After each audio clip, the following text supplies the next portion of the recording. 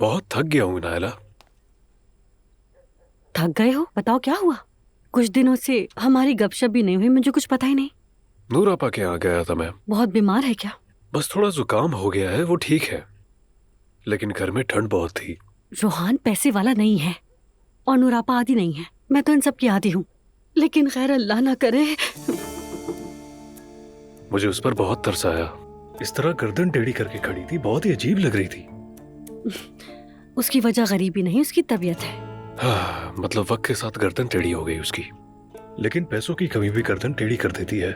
मैंने उन पर जिंदगी का सबसे बड़ा एहसान किया है, दुआएं देते हुए नहीं थकेंगी वो, कसम से। और तुमने क्या किया? बिजली चोरी करी है। तुम सच कह रहे हो? हाँ बिल्कुल सच। अल्लाह तुम्हें अक्ल दे। मतलब नेक काम किया, लेकिन जब सब जेल जाएंगे तो वहाँ जाकर भी शुक्रिया अदा करना। अरे ऐसा नहीं होगा, मुझ पर भरोसा रखो यार। हाँ ठीक है, जो भी है मैं जा रही हूँ, वरना हम वापस आ जाएंगे। हाँ हाँ ठीक है, तुम जाओ।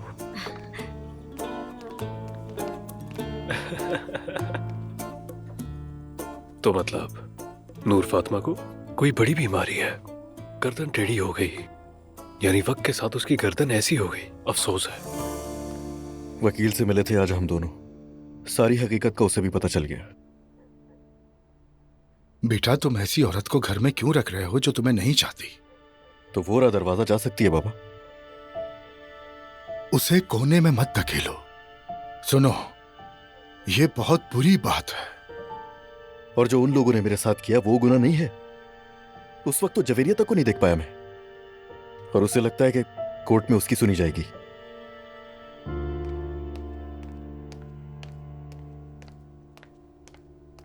सब लोग कहाँ हैं? दुआ जवेरिया के साथ रूम है, भाई तो अभी यहीं था। अभी नमाज पढ़ने के लिए गई थी मगर आई नहीं अभी तक। ओह या अल्लाह, मुझे बचा ले। क्या हो गया बेटा? इसे ही अचानक क्या हुआ? मुझे क्या पता।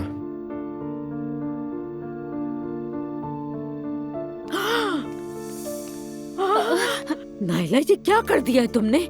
मुझसे पूछे बगैर तुमने इसकी सुन्नत करवा दी। क्या मतलब अम्मी? मुझे देखने दे।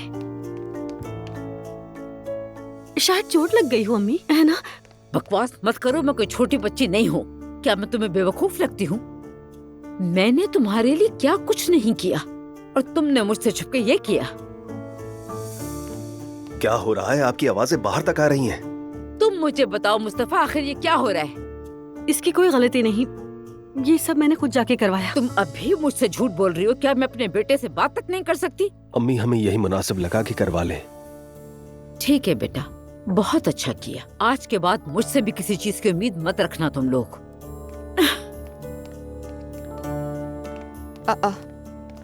क्या हो रहा है? मत पूछो, हम पकड़े गए।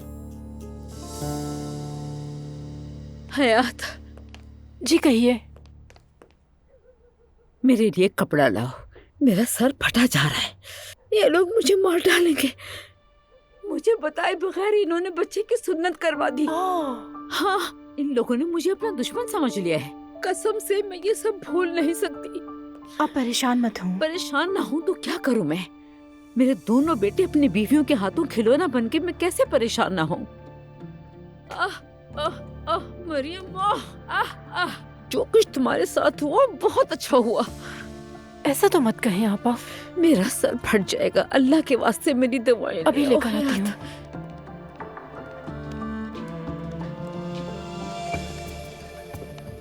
मरियम, क्या हुआ है? मैं मर जाऊंगी तब सब आजाद हो जाएंगे। अल्लाह ना करे बेगम, हुआ क्या है? जाओ अपने बेटे से पूछो। किससे? मुस्तफा से। और किससे? मुस्तफा से? अल्लाह अकबर। फिर क्या होगा? उसके बाद मैं नाज़ली के घर गई। अच्छा, वाकई? जी हाँ, बिल्कुल गई थी। और अब आप पूछेंगे कि मैंने दूसरों के मामले में मुदाखलत क्यों की? नहीं ज़ैनब, ऐसा कुछ नहीं पूछूंगा। मेरा मतलब यह है कि तुम या मैं मुदाखलत नहीं करेंगे तो उनकी मदद कौन करेगा? बस मुझे हैरत हुई कि तुम खुद वहाँ गई, और सच कहूँ तो थोड़ी फिक्र भी। खुदा ना खास्ता तुम्हारे साथ अगर वहाँ कुछ हो जाता तो। नहीं, वो ऐसे लोग नहीं लगे। उनका ध्यान तो पैसों पर था, और मेरा अंदाजा है वो नाज़ली की शादी पैसों की वजह से ही कर रहे होंगे। वो किसी तरह बात करने की कोशिश कर रही थी मगर बहुत डरी हुई थी। ठीक है, तो फिर इस मौके पर मुझे मुदाखलत करने दो, मैं मदद करता हूँ। मुदाखलत? अगर उस आदमी की फिक्र पैसा है तो हमें मिलकर उसका मसला हल करना होगा। क्या कहती हो? मैंने उनसे कहा था कि चैनल उनकी इमदाद करेगा। पैगाम तो पहुंचाया जा सकता है और मौका देखकर नाज़ली से बात भी की जा सकती है इस बारे में। तुम्हें फिक्र करने की जरूरत नहीं। नाज़ली को नुकसान पहुंचाए बगैर हम ये मसला हल कर लेंगे। अर्तुगरुल साहब, मुझे इस वक्त यकीन नहीं आ रहा। आप जानते हैं ये बात कि पहली बार मेरी जिंदगी में कोई ऐसा आया है जो बिला शोर शराबे, बिना सवाल जवाब जो मैं चाह रही हूँ वो कर रहा है और कबूल कर रहा है। आप वाकई मेरे एक बहुत अच्छे दोस्त हैं। तुम भी ऐसी हो।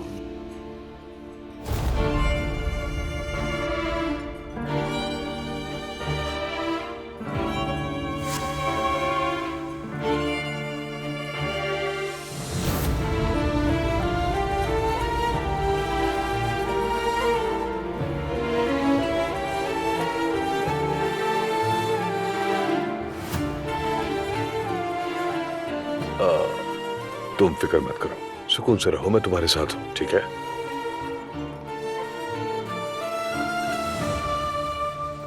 Hello, good evening. Good evening Umar. Hello, good evening. अस्सलाम वालेकुम। वालेकुम अस्सलाम। मेरा नाम जोया है। मैं ज़ैनब। दुनिया बहुत छोटी है। वाकई।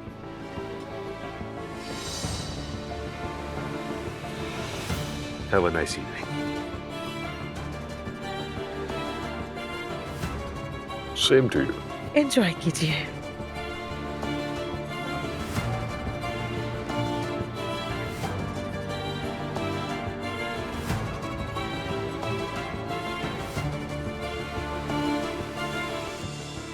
तुम ठीक हो?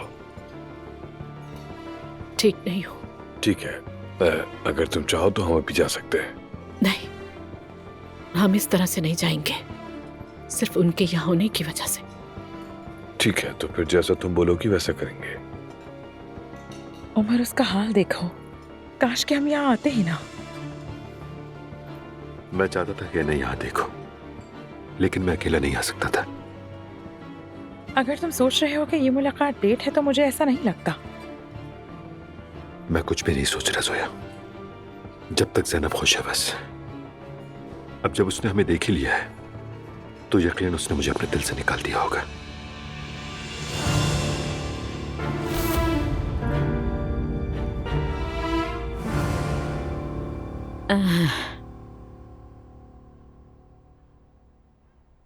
क्या जरूरत थी छुप कर ये काम करने की?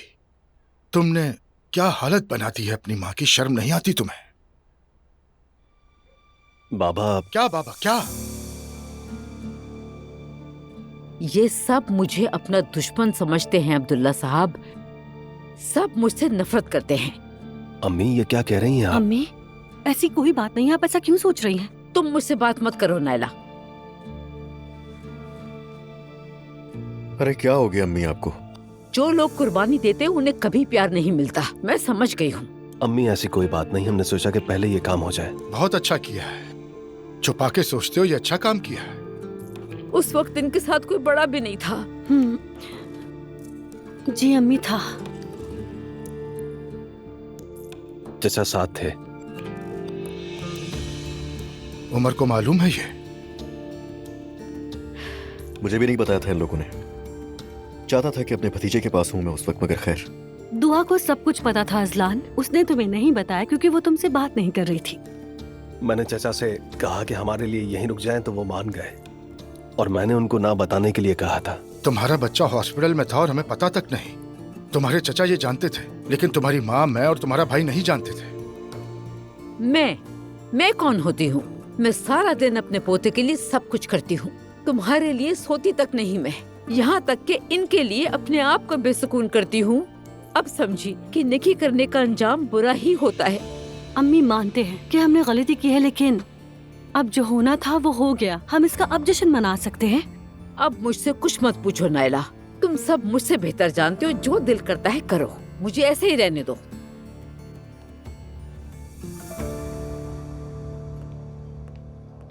अभी आती हूँ मैं। श्योर।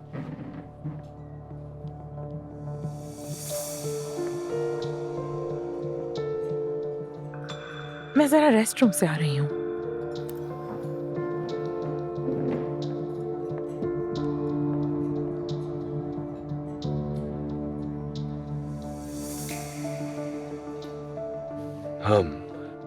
महर के बारे में बात करने के लिए मिले हैं। दरअसल वो आजकल जिमल से बहुत मिल रही है। हालांकि शायद तुम अपने बेटे मेहते से खबरें सुनते ही होगे। हाँ हाँ, वो मुझे पता है। टीनेजर्स की मसाइल तो तुम जानते ही हो, बस वही डिस्कस कर रहे थे हम। बिल्कुल सही कहा। ज़ैनब एक बहुत अच्छी माँ है और उससे अच्छी टीचर भी है। उससे मिलने का अच्छा फैसला किया। उसका मशवरा बहुत अहम है। वैसे मेरा ख्याल है तुमने वो सप्लाई का काम छोड़ दिया, मैंने आज ही सुना है। छोड़ा नहीं, बल्कि मैं तुम्हें बताने ही वाला था और मैं तुमसे माजरत चाहता हूं कि सप्लाई के काम को मैंने कुछ वक्त के लिए रोक दिया है। मुझे ऐसा लगा तुम फरार हो गए। नहीं यार उमर, बिल्कुल भी ऐसी बात नहीं है। मैं बस थोड़ा मसलों में घिरा हुआ था, वो सब निपटाना था मुझे। Best of luck.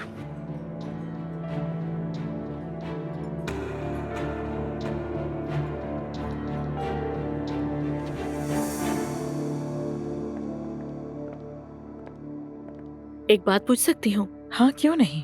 बुरा मत मानना प्लीज। तुम्हारे पास वो क्या है जो मेरे पास नहीं है? तुम जानती हो उमर पर मैंने अंधा एतमाद किया। मैंने एक दिन भी उसकी मोहब्बत पर शक नहीं किया। वो मेरा गुरूर था। मैंने उसे अपनी जात से भी ज्यादा चाहा। मुझे अपनी आखिरी सांस उसके साथ बितानी थी। मतलब मैं बीच में आ गई। इल्जाम नहीं लगा रही तुम पर। ऐसे मामलात में औरतें अमूमन एक दूसरे से भड़क उठती हैं, यहाँ तक कि झगड़ा हो जाता है। मैं ये सब जज्बात में नहीं कह रही। ये तुम्हारी गलती नहीं है। उमर को भी इल्जाम नहीं दे रही। उसने कहा वो तुमसे मोहब्बत करता है। सुनो, अरे मैं दरअसल जैसा तुम सोच रही हो वैसा कुछ नहीं है। तो फिर कैसा है? यकीन करो, ये इससे बेहतर है कि जिस औरत से मैं मोहब्बत करता हूं वो मेरी हालत पर तरस खाए। सोचो जरा, अगर मैं किसी दिन मफलूज हो गया तो क्या होगा? ज़ैनब तबाह हो जाएगी। मैं बोझ बनकर उसके साथ सारी जिंदगी नहीं गुजार सकता। मैं ये नहीं कर सकता। अल्लाह ना करे। चलो मान लो कि तुम वाकई मर गए, फिर तो सब कुछ सामने आ ही जाएगा। ये अलग बात है कि शौहर मर गया, और ये अलग बात है कि मेरा शौहर किसी और से मोहब्बत करता था और मर गया। ज़ैनब कोई बेवकूफ औरत नहीं है उमर। मतलब अगर ये मेरे साथ होता तो मैं फौरन ही समझ जाती और मैं उस मर्द से बहुत नाराज होती। क्यों नाराज होती तुम? सोचती कभी उसने मुझे चाहा ही नहीं। हमने वादा किया था खुशी और गम दोनों में साथ रहने का।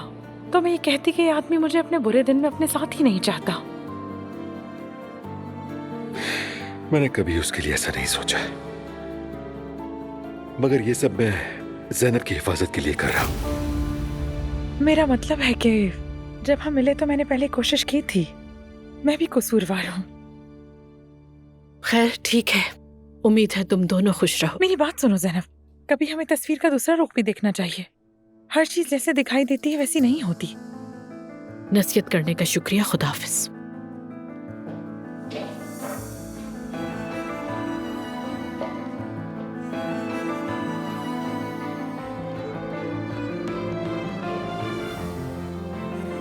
चलें अर्तुगरुल। हाँ श्योर।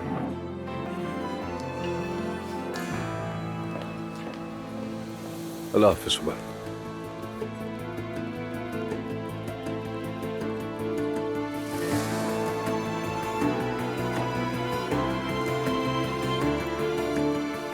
उमर, मैं वाकई बहुत नाराज हूँ। क्या हुआ? मैंने ज़ैनब से बात की, बहुत दुख हुआ मुझे। तुमने कुछ बताया तो नहीं ना? कसम से मैं तो उसे बताने वाली थी, लेकिन उसकी आंखों में गम साफ दिखाई दे रहा था। बहुत अच्छी इंसान है वो, यानी जिस एहतराम से उसने मुझे कबूल किया बता नहीं सकती। मतलब मैं बहुत शर्मिंदा हूँ उमर, मुझे उस पर बहुत दुख है। उसके ज़र्फ में हरा दिया तुम्हें? बिल्कुल ऐसा ही है। शायद उमर तुम्हें दोबारा सोचना चाहिए। जोया, सोचने की जरूरत नहीं है, सब खत्म हो गया। तो अब चलें? ठीक है, चलते हैं।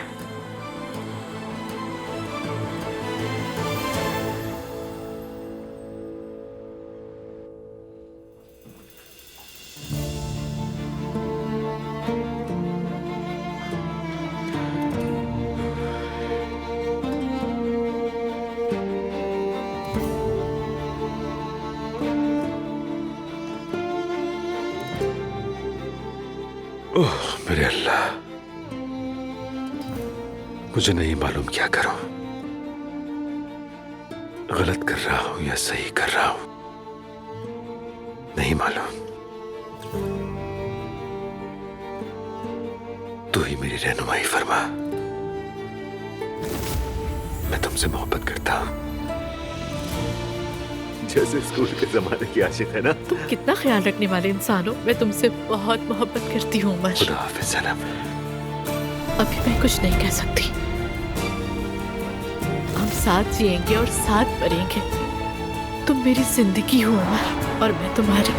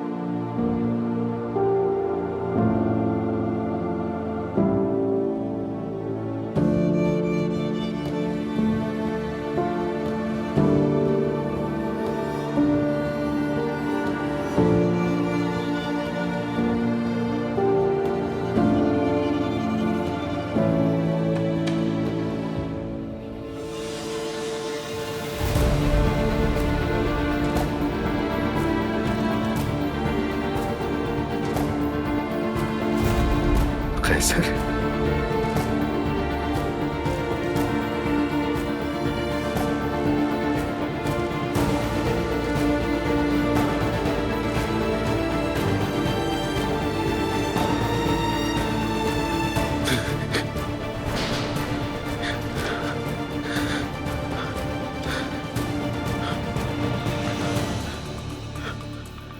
ये नहीं हो सकता,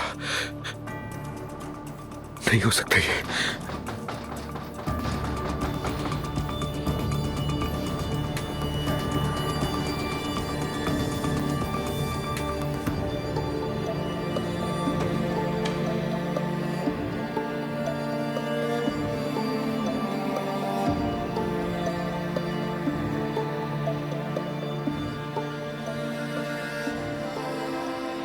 ये तुम नहीं हो, तुम नहीं आ सकते। ये क्या हो रहा है?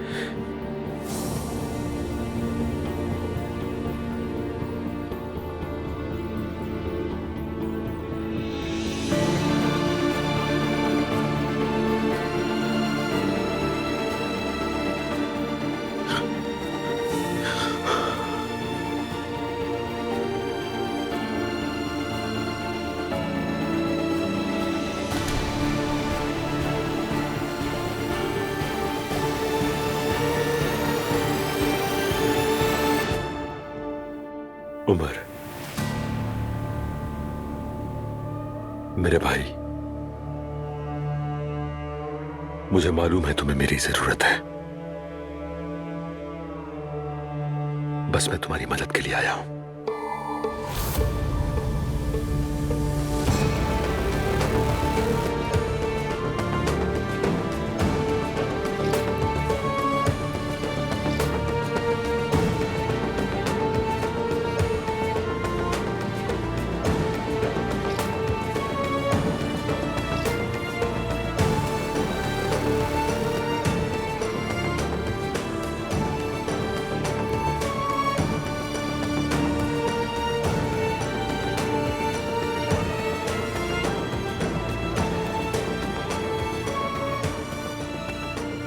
अल्लाह, ये क्या